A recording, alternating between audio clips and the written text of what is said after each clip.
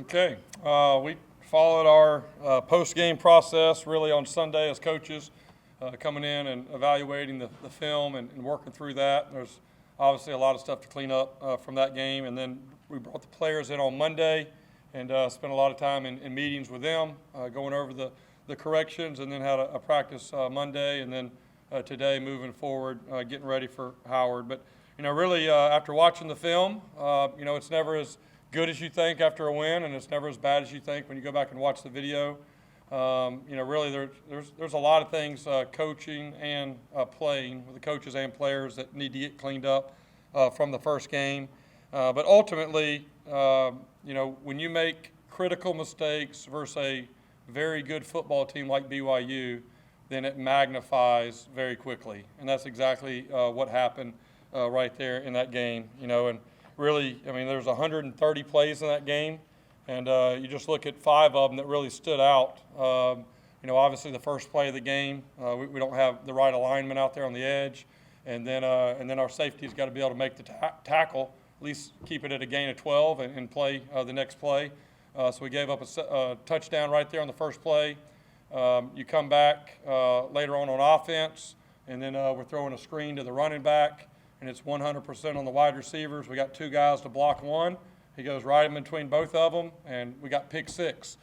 And then we go back on defense, and we're late getting lined up, which was a problem all night. We're late getting lined up, and our field corner gets the wrong signal or doesn't get the signal, and it's an easy touchdown, bust coverage touchdown. So that's 7 more points. So that's 21. Then the fourth play, we snap the punt snap over the punter's head for a safety. So that's 2 more points. And then late in the game, our second to last drive offensively, we had moved it down and getting ready to score for maybe the second drive in a row. And then 4th and 5, we've got a play that's there, and we just don't connect between the quarterback and receiver for 7 points. So those 5 plays are 30 points, right? And of course, there's a lot more plays and a lot more mistakes and stuff to correct, but that just shows you, when you come back and watch the tape, that the margin for error is very, very small.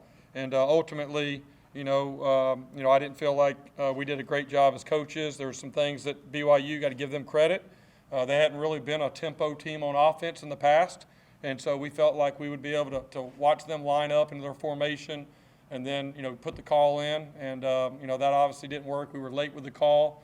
And then when the call was late going in, then the players were scrambling trying to get set, and it really wasn't fair to them on a lot of them.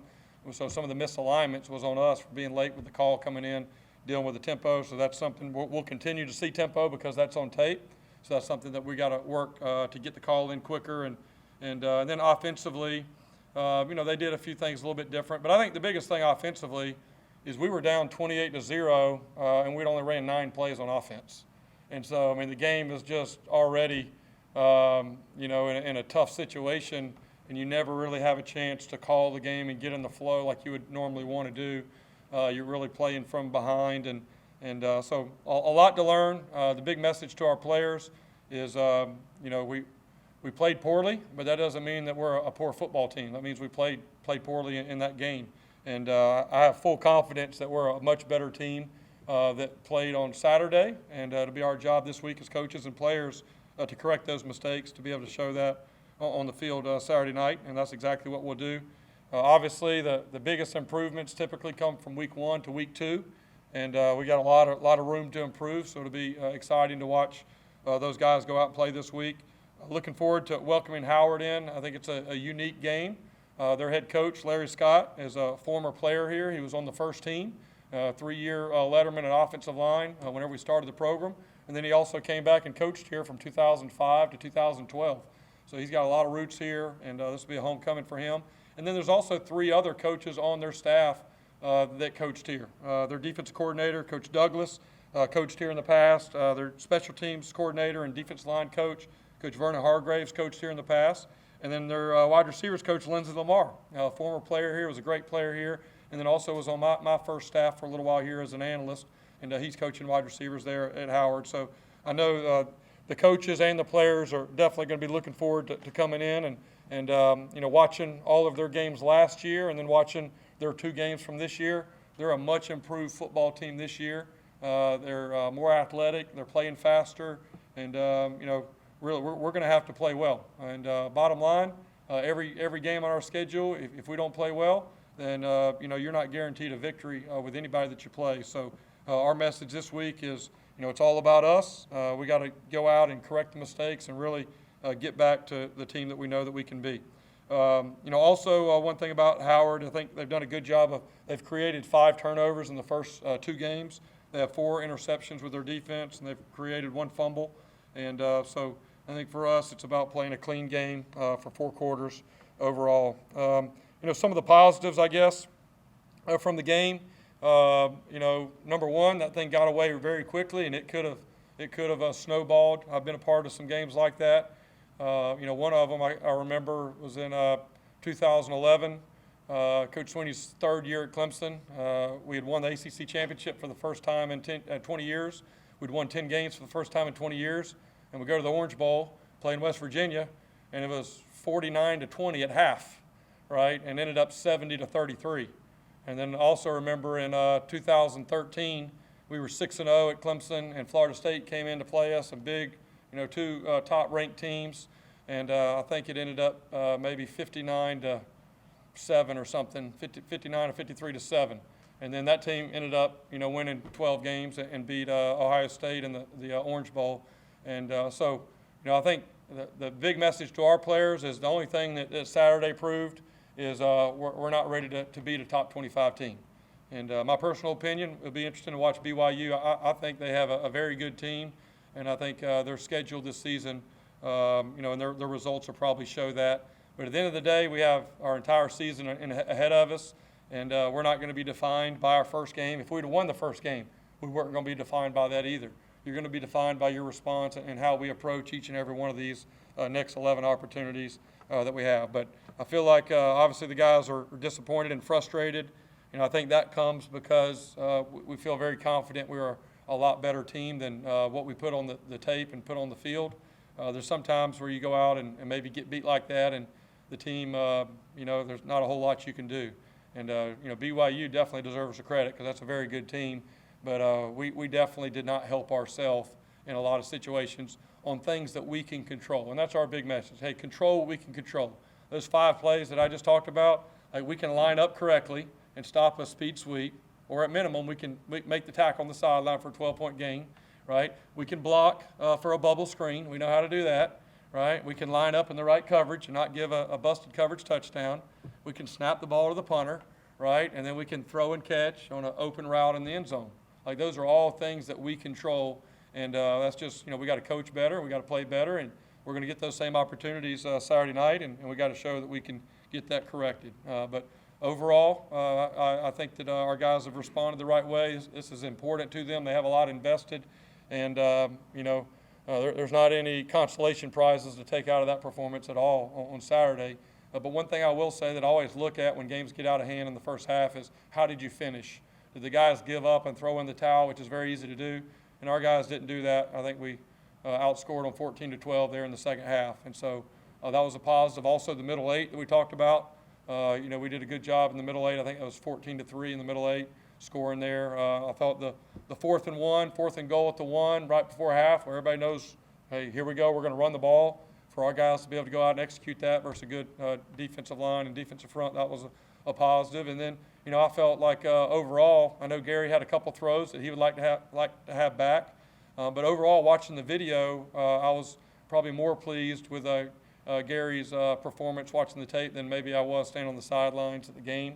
Going back and watching it, I think he was 17 of 30, and we had 5 drops, that our receivers should have had. I mean, every ball's not going to be perfect when you're back there throwing with pressure in your face.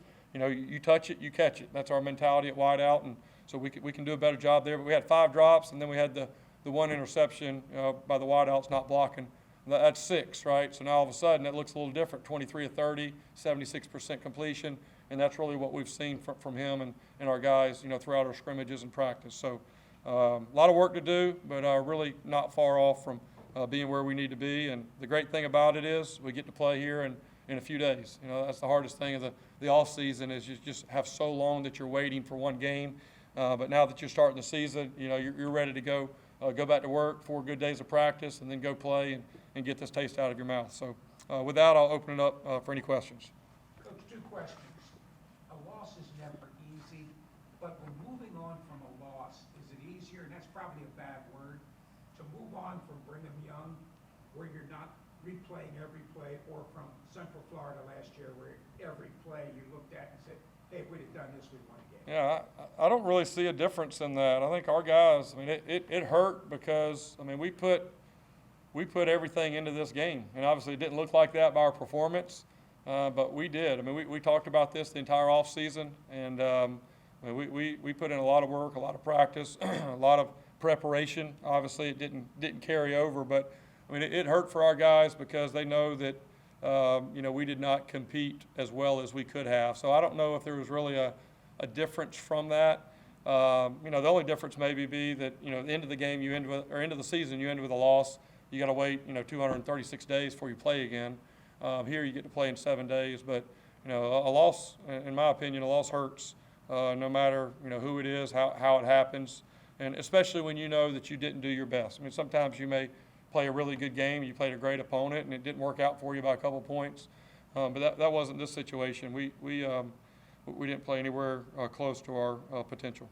Coach, coming out of the game, any injuries that are going to rule anybody out for Saturday? You know, we got a couple guys that we're kind of monitoring right now. There's nobody that's out as of today, so we'll kind of know as we get closer. Hopefully we'll get everybody back by Saturday. You mentioned the difficulty of getting the calls in. Is that the cleanup of the coaching that you're speaking of? You got to get that straight? Yeah, I mean, I think sometimes as you know, defensive coaches, you can determine when you're putting your calls in. If you're playing a team that's a tempo team, then you have to put in your call based off the personnel that's on the field. So you know it's 11 personnel, your call has to go in because you got to be ready to go. When you're playing a team that's more of taking time, getting up, lined up, and looking around and all that, then you can wait and hold your call until you get the formation. So now we know they're in trips left right here, so I know what they're going to do, so I'm going to make this call. And so, you know, our plan going in, because they really had not been a tempo team in the past, our plan was to let them line up and try to get the perfect call for that formation. And you know, it obviously didn't work. They did a really good job, a little unique, something I haven't seen before, where you know, they just had all their personnel kind of on the field, but not in a formation.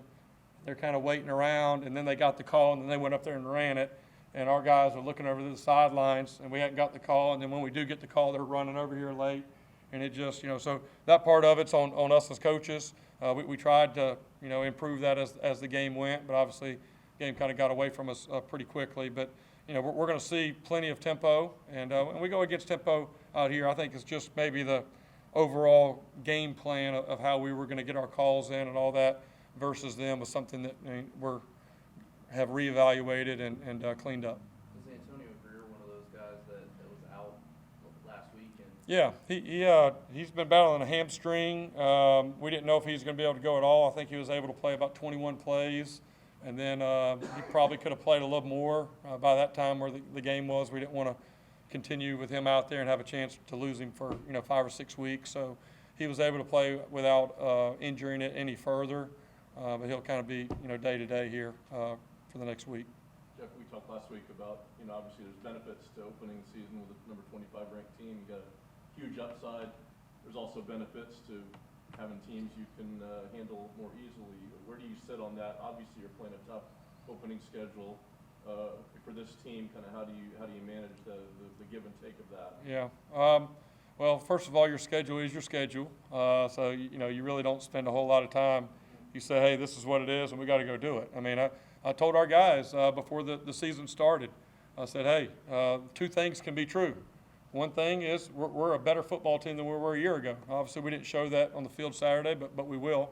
The other thing is we play a very difficult schedule. I mean, three of our first 4 games, we're going to be 2 touchdown or more underdogs. You know, so just because you're a better team, when you play better teams, you know, you've got to play very, very well in those games. And but I think for us, you know, you can look at it one of 2 ways. You can look at, man, I wish we didn't play this, that, and the other, and could get confidence and play a little bit better and all that. But then you're going to get to conference play, and you're eventually going to learn those lessons. So it's better off right now to go ahead and let's learn those lessons. And hey, if you don't play well, you don't do your job versus a very good team, then there's a bad result on the other end. Because as players and coaches, you learn from previous experiences. So there's no doubt that it's a challenge mentally for the players, and but it's one that we have to work through. And at the end of the day, it's kind of like I think some of the best high school teams choose hard non-conference games, and they may lose a couple of those, but they know it's going to prepare them for the playoffs down the road. And so for our schedule, again, it's a challenge, but we're going to be a better team this Saturday because of what we went through. It's not fun to go through. It's not enjoyable, but that's kind of where we are right now in the process. Kind of like I mentioned, 2 of those games there at Clemson. Like when you watch Clemson play last night, you don't really remember the West Virginia 70-33 and the Florida State 56-7. But that was part of the process that it takes to get there, right? And it's learning. And the good news is it's early in the season, and we got a lot of football ahead of us. And the big message is to our guys is, don't let that experience last Saturday, pull you down. It should motivate you to come out and work harder, clean up the mistakes. That's what we need to do, or it's going to continue happening until you get it improved. But I'm confident this group's going to respond. I mean, these seniors, they've been through it. It's the first time. It's frustrating for them because, we definitely felt like it would be a little bit different this year than how it's been in the past. And for the first game, it was not. So that's frustrating. But they've responded in the past, and I believe they'll do the same here this week. How would you assess the effort that your guys played with? Were you happy with it? Were you pleased with it? I'd say overall, probably the biggest thing is we got to play more people. I felt like, we felt like we should play 8 to 10 D linemen, and we've really played 6 to 7 D linemen. And part of it, again, is, you look up in the first quarter, it's 28-0, and you hadn't stopped them yet, so it's hard to throw in some backup guys. So I think part of it is we didn't play enough guys. And same thing at wideout. You asked a little bit about the wideouts and all that. It just kind of it's a different game when you go down 35-0 than when you're playing a typical situation. So I think we got to play better. We got to play more people. But overall, there wasn't. There's a few loafs that you'll see in the first games. It's different than in practice where you got a lot of people on the field. But overall, it wasn't something that stood out. It was more of aligning the right way and using the right fundamentals and technique. I think to me, what you look at effort, you should look at the second half. Right? How did you finish in the second half? And we finished 14-12 in the second half. I mean, they were running their offense. They weren't just sitting there handing it off on dives the whole fourth quarter. So I think for us, it's more about alignment and assignment. I mean, our guys are giving effort. Our guys have given effort in practice. They're balled in and all these things, but we got to be cleaner with our execution whenever we get out there on the game field. Jeff, on that weather delay, of course, you have no idea when kickoff is going to be. Yeah. So what are the challenges a coaching staff has with you and your staff and trying to keep everybody sharp? Because they're so hyped, they Yeah. want to get out and take the field, and then all of a sudden, well, guess what? Back to the line. Yeah.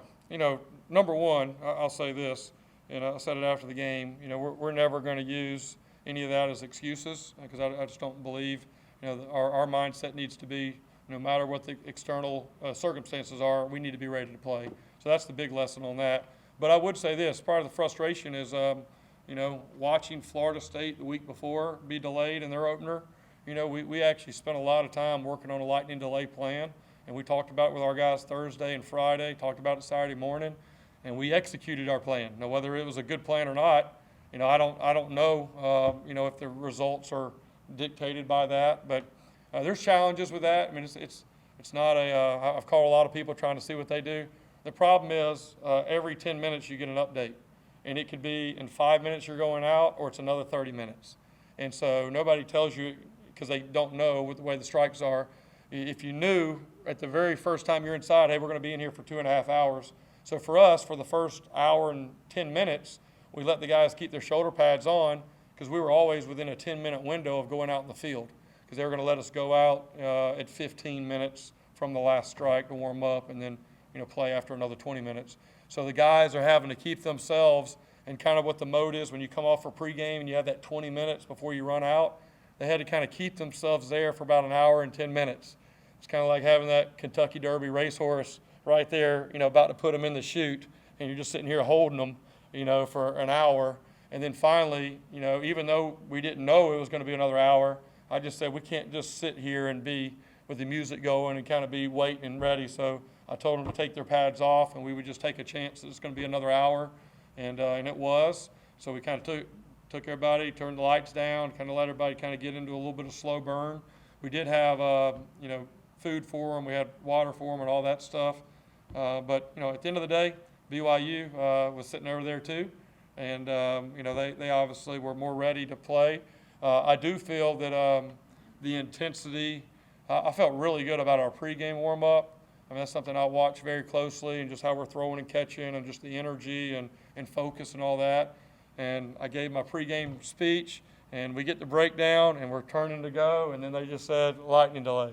So literally, I had to go, okay, everybody, now we're going into our lightning delay plan. Everybody get your spots and, try to relax a little bit, get some fluids, and then that went for 2.5 hours. We did the best that we could, I think, in that situation. We talked about it as a staff. If there's anything that we could do different. Really, the only thing different is if you knew it was going to be 2 hours, then you would do something different. But literally, you have to have them within that 10-minute window to go back out. So that's part of it. But the biggest lesson from that is we're not using that as an excuse. And we shouldn't, it doesn't matter if it's a 6-hour game or a 3-hour game. We got to be able to play when the ball's spotted. And our guys really haven't brought that up or used that. But as a coach, it's something that we'll continue to look at and monitor. We got 2 more games right here in the heat and in the evenings the next 2 weeks here in Florida. I want to ask about this weekend. Yep. How are you feeling in regards to playing Howard? I feel great. At the end of the day, we talk about we shouldn't be preparing any differently this week than we will next week against Florida. If you do that, you're going to be a very inconsistent team for a long time. So it's really not about who you play, right? It's about how you play. And, the best team doesn't always win. The team that plays the best wins. And I was kind of using that example with those Clemson teams. Those are a really good Clemson team. That Clemson team that got beat by West Virginia, that was a 10-win team that won the ACC for the first time in 20 years. But that day, they played very poorly, and it was 70-33, right? And so, the big message for us is, hey, it doesn't matter who we play. Everybody on our schedule, if we don't play our best, is capable of beating us. And I also believe that if we play our best, we're going to have a chance versus everybody on our schedule. So that's kind of the top level. Then the next thing, I'm excited about playing Howard because of the USF connections. Coach Larry Scott is a great guy. I've kind of kept up with him in his coaching career. He's done a really good job of where he's been. And some of the other coaches that have coached here, I've known them for a little while. And so I know for them, there's a lot of pride for them to come back and have a chance to play USF. And so I think they have a lot of players on their team from Florida. So I know their guys will be excited. Some of our players know some of their guys. And so I think it's a good thing. And, but for us, kind of where we are right now this early in the season, it really should not matter who we're playing. We got a lot of stuff we need to clean up, kind of looking in the mirror at ourselves. Last week you talked about you were curious of what does BYU's best look like versus our best. Yeah. And I mean, the way you described, I think you described them as a well-oiled machine. I'm guessing you think that was pretty close to their best. Yeah, I mean, and you yeah. not close at all. Yeah, obviously, Coach Sataki knows his team better than I do, but I was very impressed. They were probably a little bit better than maybe what we expected. I mean, we knew they were a good team, but I think that's just a really strong compliment. They were a well-oiled machine. Their offensive line, very big, very physical. I think they're a favorite this week against Baylor, who has everybody coming back after winning the Big 12 last year. So I think we're going to look back at the end of the year, and they're going to be one of the best teams that we've played all year. I think they're probably headed to another 10-plus win season. And so I don't know if they played exactly their best. I know they had one drop ball, maybe a couple plays here and there. But I do know that we didn't play anywhere close to our best. I'm confident in that, and that's probably what made it as frustrating as it was for us on Saturday. But also gives you the optimism. I've been a part of some of those games where there's not a whole lot of things you can fix. It just kind of, you play it 10 times, it's going to finish that way 10 times. This is not one of those situations. This is not one of those teams. So for us, we feel very confident if we can clean some things up that we're going to be able to play a lot better and be able to have the season that we all want to have. All right. Thank you all. Yep. Appreciate it.